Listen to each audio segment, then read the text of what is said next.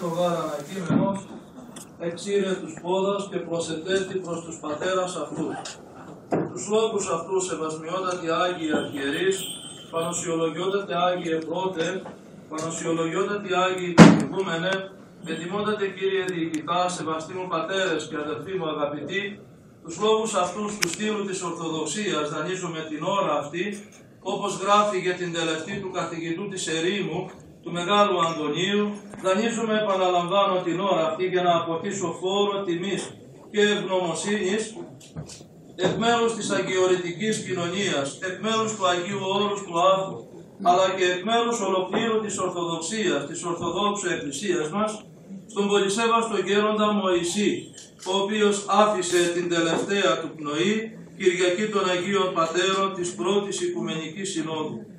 Αφού προηγουμένως κοινώνησε των αχράντων μυστηρίων, αφού ασπάστηκε, αφού πήρε το σώμα και το αίμα του Κυρίου μας Ιησού Χριστού, το φάρμακο της αθανασίας, το αντίδοτο του μη αποθανείου, όπως τα πει χαρακτηριστικά ο Άγιος Ιγνάτιος ο Θεοφόρος, και πιασμένος από το πετρακύλι του πνευματικού του Ιού του Πατρός Χρυσοστόμου, ο οποίος τον διεικόνησε υπό τρόπο αλλά και με πιστότητα και με συνέπεια όλα τα χρόνια τα οποία βρέθηκε κοντά του, 20 ολόκληρα χρόνια, αλλά ιδιαίτερα τις στιγμές αυτές της δοκιμασίας, του πόνου, τον διεικόνησε σαν πραγματικά Υιός προς πνευματικόν Πατέρα, άφησε την τελευταία του πνοή και προσετέθη προς τους πατέρας της Αγίας μας Εκκλησίας, προς τους πατέρας του Άθου, προς τους πατέρας ολοκλήρου της Ορθοδόξου Εκκλησίας μας, τους οποίους αγάπησε και ύμνησε μέσα από την καρδιά του. Πραγματικά ήταν μια συγκινητική αυτή η μέρα των Αγίων Πατέρων της πρώτης Οικουμενικής Συνόδου και μάλιστα ο ψε Σαββάτων, για να χρησιμοποιήσω τον Άγιο Κύριλλο τον Σκυθοπολίτη που περιγράφει την τελευταία πάλι του μεγάλου εκείνου πατρός της Εκκλησίας, του Οσίου Σάββατου Υγειασμένου. Αυτός ο γνήσιος μοναχός της αγιορητικής πολιτείας με το εφόδιο της πίστεως να πορευτεί στην Βασιλεία των Ουρανών. Ευγνωμοσύνη λοιπόν στο πρόσωπο του γέροντος Μωυσέως, γιατί δεν έζησε μόνο μέσα σε αυτήν την αγιορητική πολιτεία, δεν έζησε αυτόν τον τρόπο της ζωής των μοναχών, αλλά αυτόν τον τρόπο τον μετέφερε και εκτός του Αγίου Όρους. Οι ομιλίες του, τα συγγράμματά του, τα συνέδρια, όλα αυτά τα οποία προσέφερε στην Αγία μας Εκκλησία, αποτελούν πραγματικά γνώμονα ότι αυτός ο μοναχός, ο γνήσιος μοναχός, είχε πραγματικά ενιδρυμένον εν εαυτό την παρουσία του Θεού, ενιδρυμένον εν εαυτόν των παράκλητων, όπως τονίζει ο Μέγας Ιεράρχης της Καισαρίας, ο Άγιος Βασίλειος. Και θα μπορούσε κανείς, όταν σταθεί στα συγγράμματα αυτού του πολύτιμου συγγραφέως, αυτού του λογίου μοναχού της αγιορητικής κοινωνίας, να αποκομίσει πολλά. Θα μπορούσε να τον χαρακτηρίσει με πολλά χαρακτηριστικά γνωρίσματα. Θα μου επιτρέψετε να σταθώ σε ένα γνώρισμα, όπως ο ίδιος του το είπε όταν βρισκόταν στο νοσοκομείο της Θεσσαλονίκης. Αν θα μπορούσα να μιλούσα για σας, θα σας ονόμαζα έναν εργάτη του Ευαγγελίου, έναν άνθρωπο ο οποίος εδούλευσε εν το Ευαγγελίο κατά τον λόγο της Αγίας Γραφής, έναν εργάτη του Θεού. Και ο εργάτης του Θεού είναι πάνω απ' όλα και πέρα απ' όλα εργάτης του εσωτερικού του κόσμου. Καλλιεργεί πρώτα τον εσωτερικό του κόσμο και έπειτα αφήνει αυτή την εργασία να βγει προς τα έξω. Ο γέροντας Μωυσής ήταν πραγματικά εργάτης του αγρού της ψυχής του. Εκεί κοντά στον γέροντα Εμιλιανό της Σιμωνόπετρας δέχτηκε πλούσια την ευλογία και την χάρη του Θεού να εργαστεί ο ίδιος για την Εκκλησία. Ο ίδιος του έδινε, όπως μου έλεγε και ο γέροντας Ελισέος, ο ίδιος του έδωσε την ευλογία και να κηρύττει στον κόσμο, αλλά και να μεταφέρει αυτές τις αλήθειες της πίστεως. Ένας εργάτης του Θεού είναι εργάτης συγχρόνως και των ανθρώπων. Στο πρόσωπο του κάθε ανθρώπου βλέπει το πρόσωπο του Θεού.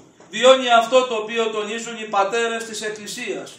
Είδες τον αδελφό σου, είδες Κύριο τον Θεό σου.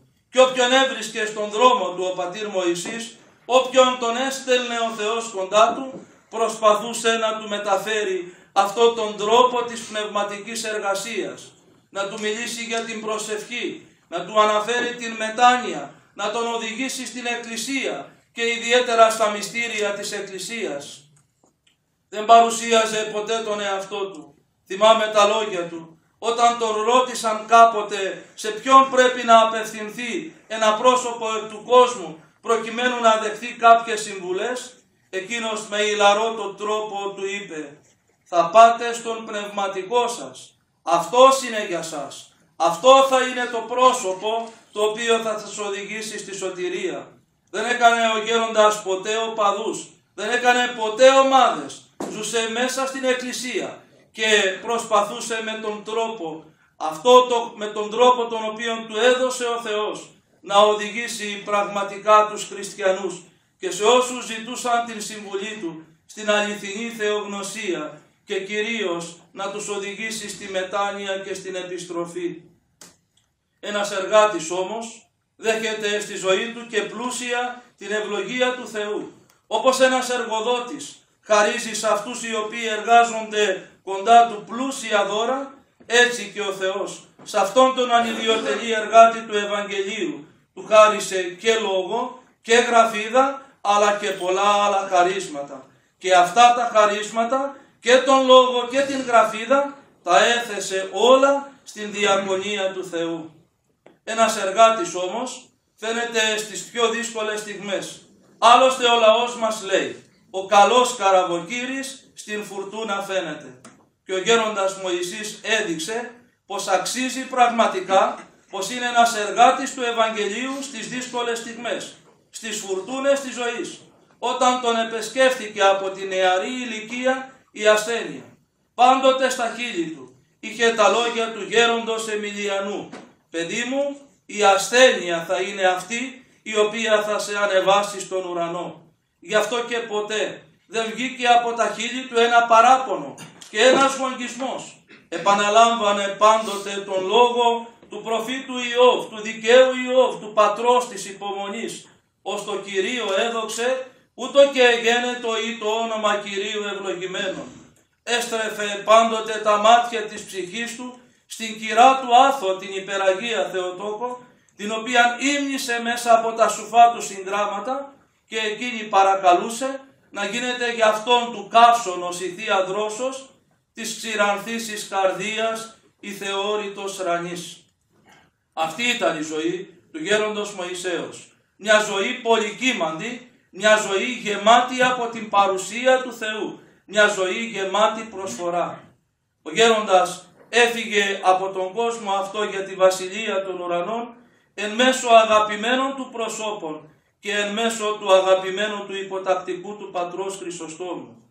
Τώρα δεν έχει ανάγκη ούτε από την παρουσία τη δική μας. Εν την χάνει, για να χρησιμοποιήσω πάλι τα λόγια του Ιερού Χρυσοστόμου, εν την χάνει τη Αγία Τριάδη.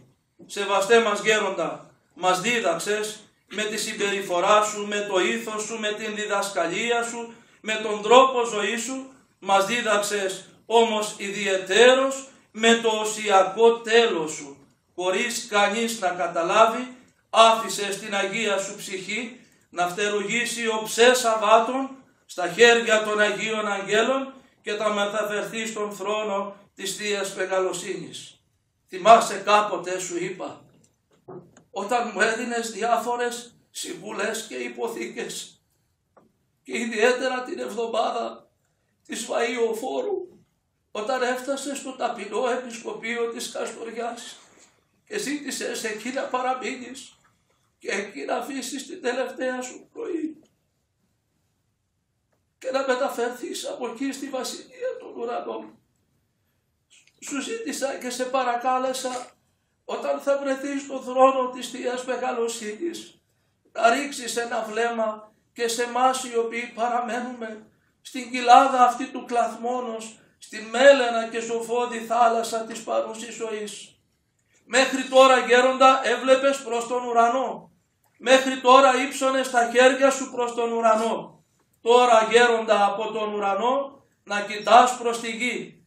Από εκεί να στέλνεις την ευλογία σου. Από εκεί να στέλνεις τις θερμότατες ευχές σου. Στο Άγιον Όρος, το αγαπημένο περιβόλι της Παναγίας, το εράσμιον όρος όπως το αποκαλούσες, να στέλνεις τις ευχές σου και τις ευλογίες σου στην αγαπημένη σου σκήτη του Αγίου Παντελεήμονος, να στέλνεις ευχές και ευλογίες στον υποτακτικό σου τον πατέρα Χρυσόστομο, ο οποίος στάθηκε κοντά σου άγρυπνος φύλακας όλες αυτές τις ώρες της δοκιμασίας σου.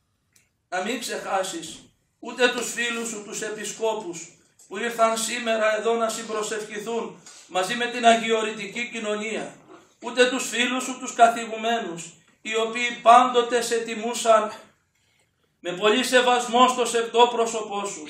Να μην ξεχάσεις τους αγαπητούς ημοναστάς, αλλά και ολόκληρο το ορθόδοξο πλήρωμα, το οποίο πραγματικά συγκλονίστηκε επί την προσκύριον εκδημία σου. Μαζί με αυτούς θα θυμάσαι και την αγαπημένη σου Καστοριά, όπως και εκείνη θα σε τιμάθει και θα σε μνημονεύει πάντοτε και θα εύχεται υπερμακαρίας μνήμης και αιωνίου αναπαύσεως. Καλή Ανάσταση γέροντα, καλή αντάμωση στη Βασιλεία των Ουρανών. Να έχουμε την ευχή σου. Αμήν.